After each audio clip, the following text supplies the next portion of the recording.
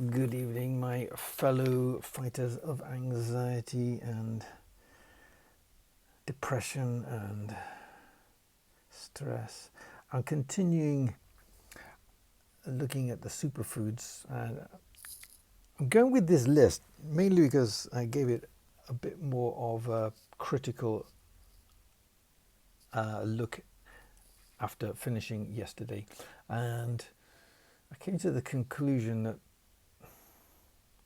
some people write for magazines and they don't really think about what it is they're writing. Okay, so number one in this list, boost your sun protection factor with mangoes.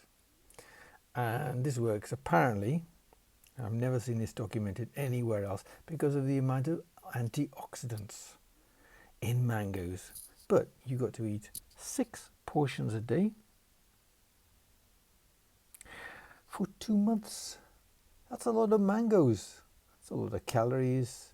It's a lot of other stuff that you could be eating instead, which is probably a bit healthier, especially since you can get pretty good, reliable sunblock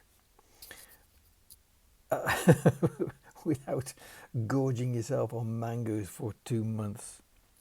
Pomegranate juice. Ooh, pomegranate juice contains, again, antioxidants, and that improves the function of red blood vessels, just blood vessels, allowing more blood to reach the skin surface and release heat. So this helps you cool down. So why don't the mangoes do that? Why do you have to, or why can't you have 1 or 2 glasses of pomegranate juice a day? Why put that in? Why not just group them together and say mango and pomegranate juice? Because they've got to fill a magazine article. I'd love to know what the research on this is. I rather think it's a bit sketchy. And the honey I mentioned yesterday, apparently it stops you from sneezing. Now, honey is fantastic stuff. And again, with cinnamon, it lowers your bad cholesterol, the low density cholesterol that causes your arteries to get in a bad state and causes life-threatening and life-terminating conditions. But to say it stops you sneezing, okay. Right. Oh, the spinach thing. Spinach is great because it contains a load of nutrients and proteins and iron. But this is to shield your eyes, apparently. The way I look, if you're really interested in doing things for eye health, then I sincerely suggest that you Google and you look in reports which are from scientific magazines. I'm not even sure what magazine this was from. It's something I tore out a long time ago. But no, not from the kind of magazine you find rubbing shoulders with. I'm going to pick Cosmopolitan and or Guitarist Kerrang Monthly and or Guns and Ammo, because those are written for a populist sort of point of view, and I'm not entirely certain that a lot of scientific research has been put into this particular article. Tummy troubles with yogurt. Okay, yes, especially probiotic yogurts. So what else have we got on here? Fluid retention with asparagus. There are other things you can take for fluid retention.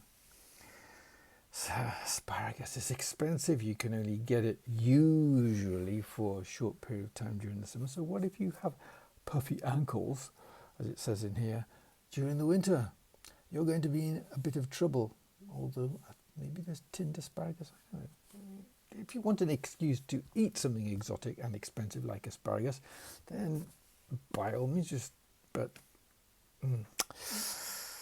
garlic. Now, this is to repel mosquitoes.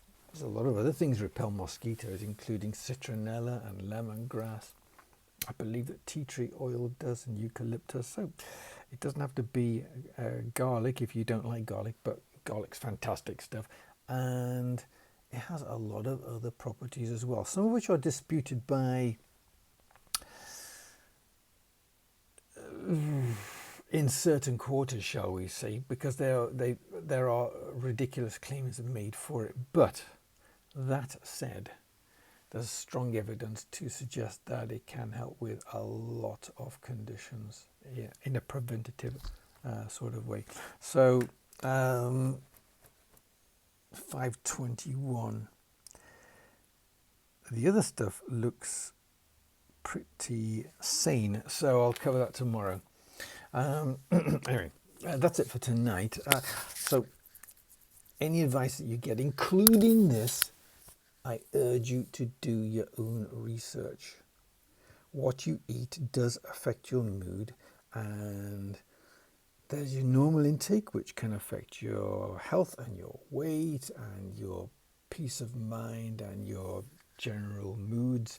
And then there are other things which can, in small quantities, redress that balance and put you in a good mood, make you go beyond happy to an elevated state of happiness, contentment, or not elation exactly, but who knows? Some things make people high, not just endorphins. If you want to get high, I strongly suggest endorphins and oxytocin, and if you research them, you'll find there's all kinds of pleasurable ways of getting oxytocin in your bloodstream. Okay, on that note, I'm going to wish you every happiness and keep fighting that stress. Night night.